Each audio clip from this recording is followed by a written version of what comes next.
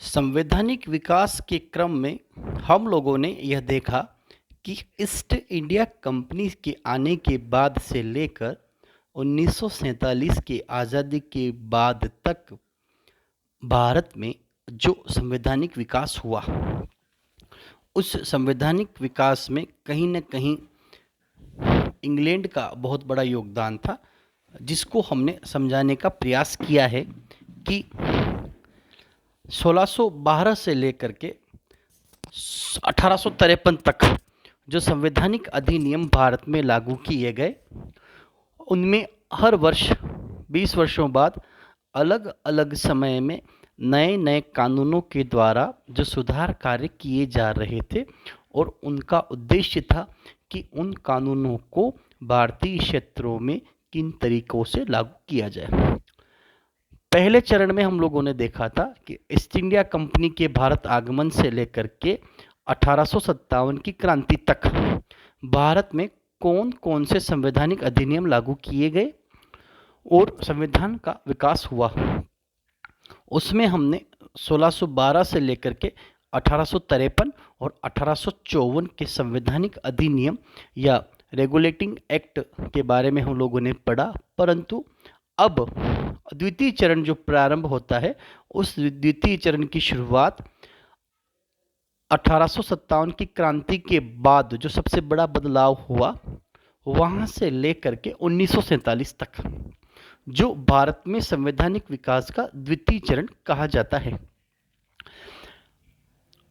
1857 की क्रांति के बाद से लेकर के 1947 तक जो द्वितीय चरण कहा जाता है, उसमें जो सबसे बड़ा बदलाव हुआ वह बदलाव था कि 1857 की जो क्रांति थी, उस क्रांति ने ईस्ट इंडिया कंपनी की भारत में क्या वास्तविक स्थिति थी, उस स्थिति को इंग्लैंड की संसद या ब्रिटिश संसद के सामने रखा और भारत में हुए प्रथम स्वाधीनता संग्राम के परिणाम स्वरूप ब्रिटिश संसद ने एक अधिनियम पारित करते हुए कंपनी की राजनीतिक प्रभुता को ब्रिटिश सम्राट को दे दी। अर्थात जिसका सीधा तात्पर्य होता है कि भारत में ईस्ट इंडिया कंपनी के शासन को समाप्त करते हुए भारत की शासन व्यवस्था सीधे ही ब्रिटिश महारानी एलिजाबेथ या ब्रिटिश क्राउन के हाथों में जा चुकी थी। यहाँ से भारत में संवैधानिक विकास का द्वितीय चरण प्रारंभ होता है, जिसे कहा जाता है क्राउन के अधीन भारत 1858 से लेकर 1947 तक। 30 अप्रैल 1858 को ब्रिटिश संसद ने 14 प्रस्ताव पारित किए, जिसके आधार पर ब्रिटिश भारत में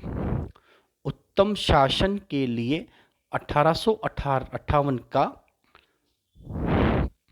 भारत शासन अधिनियम पारित किया गया और यह अधिनियम 1857 की क्रांति के बाद पारित किया गया था। और इस अधिनियम में उल्लेखनीय विषय जो था वो ये था कि भारत में कंपनी के दोहरे शासन का अंत किया जाए तथा शासन सत्ता किसके हाथों में दी जाए, ब्रिटिश सम्राट के हाथों में शासन सत्ता की डोर सौंपी जाए। यहाँ पे यह वर्णन करना आवश्यक है कि दोहरे शासन से क्या तात्पर्य था। यहाँ दोहरे शासन का अर्थ होता है कि वास्तव में ईस्ट इंडिया कंपनी शासन कर रही थी, परंतु ईस्ट इंडिया कंपनी को आदेश जो दिए जाते थे वो इंग्लैंड की संसद के द्वारा दिए जाते थे। अर्थात भारत पर शासन करने वाली जो व्यवस्था थी वो दोहरी थी। वास्तव में करने वाले कोई और थे और कानूनों का निर्माण करने वाले कोई और थे। परंतु 1857 की क्रांति के बाद जो भारत शासन अधिनियम लागू किया गया 1858 में, उसमें यह व्यवस्था स्थापित कर दी गई थी कि अब केवल शासन व्यवस्था जो है वो सीधे ही किसके हाथों में रहेगी, ब्रिटिश सम्राट के हाथों में रहेगी। अब इसके अंदर अनेकों सुधार कार्य किए गए। जैसे पहला जो था वो महत्वपूर्ण था,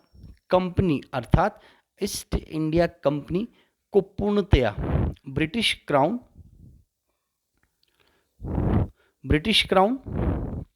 या साम्राज्ञी के अंतर्गत स्पष्ट किया गया और भविष्य में भारत में शासन साम्राज्य के अधीन रहेगा, अर्थात एलिजाबेथ के अधीन होगा और भारत की समूची राज्य क्षेत्रीय और अन्य आय साम्राज्य के नाम से तथा उसी के अधीन प्राप्त होगी।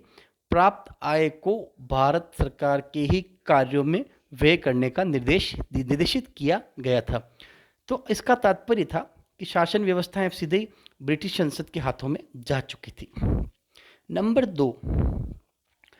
कंपनी के निदेशक मंडल अथवा संचालक मंडल द्वारा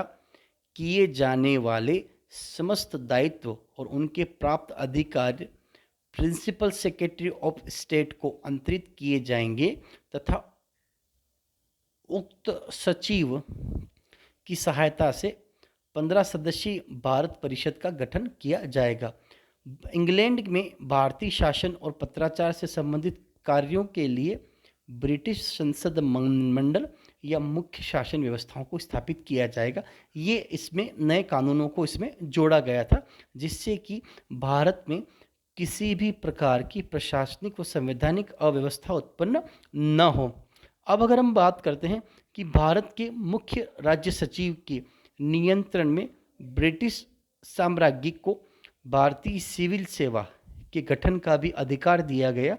जिससे कि भारत में ईस्ट इंडिया कंपनी के बाद इंग्लैंड की संसद जो शासन व्यवस्था प्रारंभ करेगी उसके लिए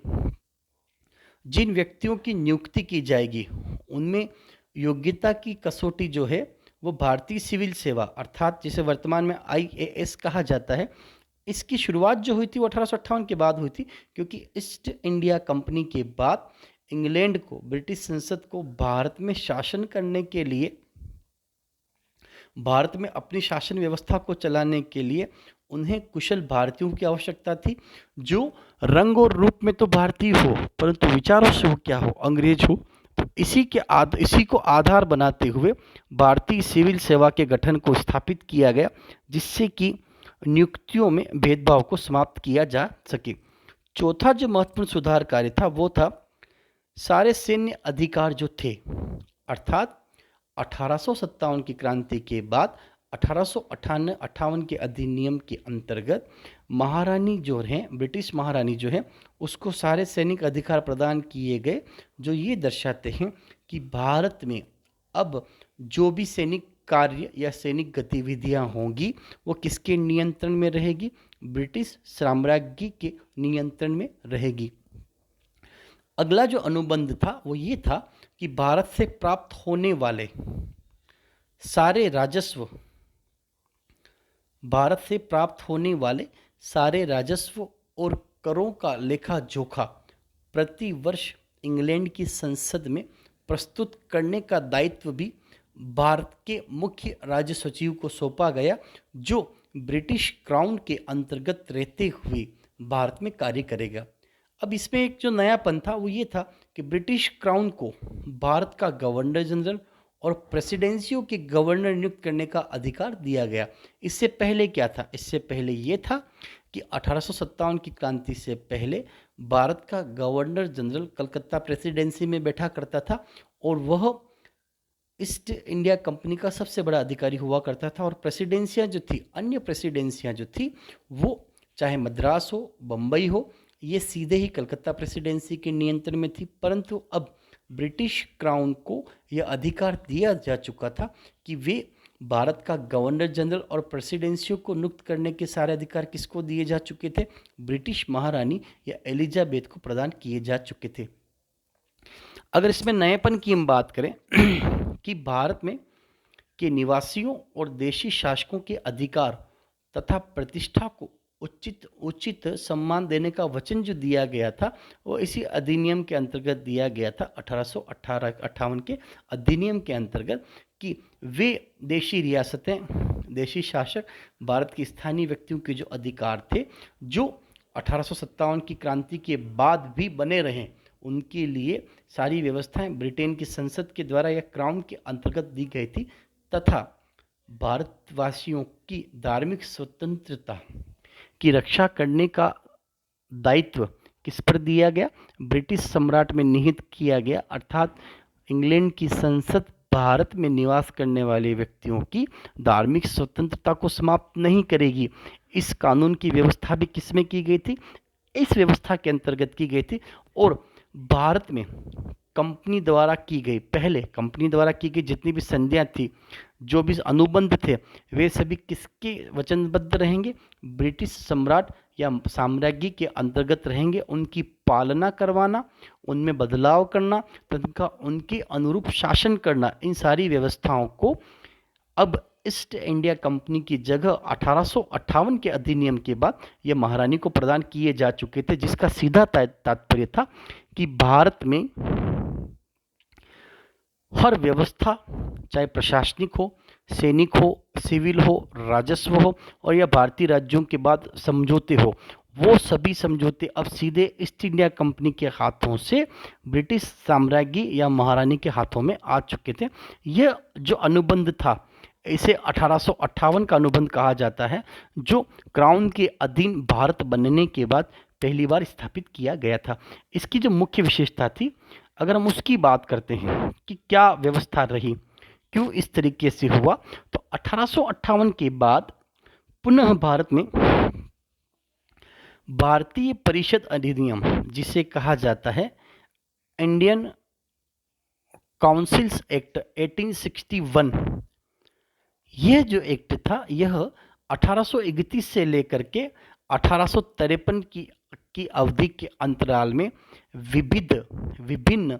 विधान या कानूनों के जो केंद्रीकरण किए जाने का जो प्रयत्न, भारतीय परिस्थितियों के अनुकूल करने का जो प्रयास किया गया था, उसके अंतर्गत उपयोगी सिद्ध नहीं हो सके, क्योंकि उसके बाद 1857 की क्रांति ने भारत में कंपनी की जड़ें हिला दी, जिससे ब्रिटिश शासन चिंतित हो चुका था तथा उन्हें यह डर लग चुका था कि आने वाले समय में ब्रिटिश राज्य में के प्रति निरंतर असंतोष बढ़ रहा है। ऐसी स्थिति में 1858 का जो अधिनियम था, उसमें कुछ स्तर तक परिवर्तन किया गया, परंतु उसमें जो अपेक्षाएं थी, उन उद्देश्यों को पूरा नहीं किया जा सका। ऐसी स्थिति में पुनः 1858 के बाद भारतीयों को नए तरीके से ब्रिटिश शासकों के अंतर्गत नीतिगत तरीके से, जनमत के तरीके से, नए तरीके से उक्त नियमों को बनाया जाए, नए दृष्टिकोण स्थापित किए जाए और ब्रिटिश सरकार और भारतीय जनता के मध्य परस्पर जो भ्रम था, उसको दूर करने के लिए इंग्लैंड के सर वॉल्टर ने भारतीयों को सशक्त शब्दों में समर्थन किया तथा उन्हें यह विश्वास दिलाया कि वे आने वाले समय में भारतीयों के साथ न्याय करेंगे और उनका शोषण नहीं किया जाएगा। काफ़ी दोषपूर्ण विचारधाराओं के बाद विभिन्न प्रेसिडेंसियों के द्वारा भारत में भारत परिषद अधिनियम 1861 लागू किया गया, जिसकी वजह से धीरे धीरे भारतीय क्षेत्रों में जो सुधार कार्य हुए, उनको महत्व दिया गया। अब अगर हम बात करते हैं कि भारतीय शासकों और ब्रिटिश मंत्रिमंडल के मध्य क्या परिस्थितियां थी, परंतु मुख्य जो समस्या थी वो 1857 की क्रांति के बाद जो ब्रिटिश साम्राज्य कमजोर हुआ भारतीय क्षेत्रों में, उसकी भरपाई करने के लिए ये महत्वपूर्ण कानून लागू किए गए थे, जो ये दर्शाते हैं कि भारत के तत्कालीन गवर्नर जनरल लॉर्ड कैनिंग ने उपयुक्त परिस्थितियों को दृष्टि में रखते हुए जनवरी 1861 में भारत के मुख्य राज्य सचिव को कुछ तथ्यों से अवगत कराने का सुझाव दिया, जिसके अंतर्गत यह था कि भारतीय जनता या भारतीय जनमत जो है, वो भारत में किस तरीके के सुधार कार्य चाहते हैं। उन सुधार कार्यों के द्वारा उन्हें यह महत्व दिया जाए कि वे धीरे धीरे भारतीय क्षेत्रों में विश्वास को बनाए रखें तथा ईस्ट इंडिया कंपनी की जो गलतियां थी, उनको दूर करने के लिए वो महत्वपूर्ण रूप से कार्य करें। उन सभी कार्यों के लिए ईस्ट इंडिया कंपनी की जगह ब्रिटिश क्राउन ने भारत में जो सुधार कार्य किए उनका लेखा इस तरीके से था। पहला तो ये था कि बंगाल जो पूर्व में स्थित है तथा उत्तर पश्चिमी सीमा प्रांत, जिसका सीधा तात्पर्य पंजाब के प्रांतों से था, वहाँ के लिए एक अलग परिषद को संगठित किया जाए। इससे पहले की क्या स्थिति थी? इससे पहले की स्थिति ये थी कि कलकत्ता प्रेसिडेंसी के आदेश जो थे वो पूरे भारत में एक समान रूप से लागू किए जाते थे, जिनके मध्य एकरूपता नहीं थी। परंतु इसके बाद क्या अंतर हुए? इसके बाद यह अंतर हुआ कि यह मांग उठने लगी कि पूर्वी राज्यों के लिए एक अलग विधान परिषद हो और उत्तर पश्चिमी सीमा, जिसका सीधा तात्पर्य था पंजाब के प्रांतों के लिए एक अलग प्रकार की व्यवस्था हो। दूसरा जो मुख्य उद्देश्य था, न्यायाधीशों को, अर्थात भारत में जो सुप्रीम कोर्ट्स की स्थापना की गई थी भारतीय क्षेत्रों में न्याय व्यवस्था को स्थापित करने के लिए, उनके अंदर न्यायाधीशों की जो नियुक्ति की जाए वो स्वतंत्र तरीके से की जाए और उसके अंदर उसे बोर्ड ऑफ कंट्रोल के से बाहर रखा जाए और यह विश्वास दिलाया गया कि उन न्यायाधीशों में भारतीयों को भी महत्व दिया जाए। अब अगर हम बात करते हैं मद्रास और बम्बई परिषद जो थी, उनके सदस्यों की अशासकीय सदस्यों की संख्या में वृद्धि की जाए। गवर्नर जनरल की जो परिषद है उसके 12 सदस्यों की वृद्धि की जाए। विधि कार्य का तात्पर्य होता है भारत में गवर्नर जनरल की जो परिषद थी उनका पुनर्गठन किया जाए, नए तरीके से उन्हें संगठित किया जाए और भारत में न्याय व्यवस्था को शक्तिशाली बनाया जाए 1861 के अनुबंधों के आधार पर। और भारत में जो गवर्नर जनरल की जो शक्तियां थी, जिसे कहा जाता था एग्जीक्यूटिव काउंसिल, गवर्नर जनरल की शक्तियों को विधि निर्माण अर्थात कानूनों के निर्माण के लिए बाध्य किया जाए तथा उन्हें समय समय पर परिवर्तित किया जाए, क्योंकि जो कानून इंग्लैंड की संसद या क्राउन के द्वारा भारतीय क्षेत्रों में लागू किए जाते थे उन्हें समय समय पर बदलना आवश्यक था, क्योंकि उसी के आधार पर भारतीय क्षेत्रों में नए कानूनों को महत्व दिया जा रहा था। परंतु ऐसा नहीं हो रहा था। तो 1861 में इन कानूनों को महत्व देते हुए जो नई व्यवस्था स्थापित की गई, जैसे परिषद के सदस्यों में विभागों का बंटवारा किया गया, विधि शक्तियों का केंद्रीकरण किया गया और केंद्रीकरण के साथ उन शक्तियों का विभाजन जो किया गया वह गवर्नर जनरल के वीटो के आधार पर किया गया, जो समय समय पर भारतीय क्षेत्रों में पुनः विधायी शक्ति व्यवस्था, नए सिद्धांतों की स्थापना, वीटो के आधार पर भारतीयों को संगठित करते हुए, भारतीयों में जो भारतीय जनमानस के अनुरूप शासन व्यवस्था को संचालित करते हुए, नवीन व्यवस्थाओं को स्थापित करते हुए भारत में ब्रिटिश साम्राज्य के अधीन नई विधि व्यवस्था को स्थापित करना इनका मूल उद्देश्य था। और एक जो सबसे बड़ी बात थी कि जो अधिकार, सैनिक अधिकार ब्रिटिश क्राउन के अधीन जा चुके थे, वहाँ पर नए प्रांतों का सृजन किया जाए। नए प्रांतों के सृजन का तात्पर्य होता है कि इन क्षेत्रों में नए राज्यों को संगठित किया जाए, नए तरीके से राज्यों को संगठित करते हुए भारतीय क्षेत्रों को संगठित किया जाए, जिससे कि भारत में नवीन व्यवस्थाओं को स्थापित किया जा सके। 1861 का जो अधिनियम था, यह पहली बार जन सिद्धांत या जन प्रतिनिधित्व के सिद्धांत की दृष्टि से लागू किया गया था तथा इसमें पहली बार भारतीयों को भी अवसर प्रदान किया गया कि वे अपनी इच्छाओं और आकांक्षाओं की अभिव्यक्ति कर सके। और ब्रिटिश शासक जो थे, ब्रिटिश शासन के जो प्रतिनिधि थे, वे समय समय पर इन असंतोषों को स्पष्ट करने का प्रयास करें, ताकि भारतीयों के मन में ब्रिटिश राज्य के प्रति जो असंतोष बढ़ रहा था उसको समाप्त करने के लिए, भारतीयों के मन में ब्रिटिश शासन के प्रति जो असंतोष बढ़ रहा था उसको समाप्त करने के लिए भारतीय व्यक्तियों को गवर्नर जनरल की परिषद में अपने विचारों की अभिव्यक्ति की जो स्वतंत्रता दी गई, उससे ब्रिटेन की संसद के प्रति लोगों का नजरिया बदला और धीरे धीरे वे एक सही शासन व्यवस्था को स्थापित करने का प्रयास कर सके। ये नए जो संवैधानिक अधिनियम थे उनका उद्देश्य यही था कि भारतीयों की इच्छाओं के अनुरूप नए तरीके से शासन व्यवस्थाओं को स्थापित किया जाए, ताकि समय समय पर होने वाले बदलावों से उनकी आकांक्षाओं को ध्यान में रखते हुए आने वाले समय में नए कानूनों को महत्व दिया जाए। जैसे अगर हम बात करते हैं भारत शासन अधिनियम 1861, इसी के साथ भारतीय उच्च न्यायालय अधिनियम जो था वो भी 1861 में लागू किया गया। जिसका उद्देश्य क्या था? उद्देश्य समान थे कि भारत में न्याय व्यवस्थाओं को संगठित, शक्तिशाली और न्यायपूर्ण बनाया जाए ताकि समय समय पर भारतीयों को सही तरीके से न्याय प्राप्त हो सके।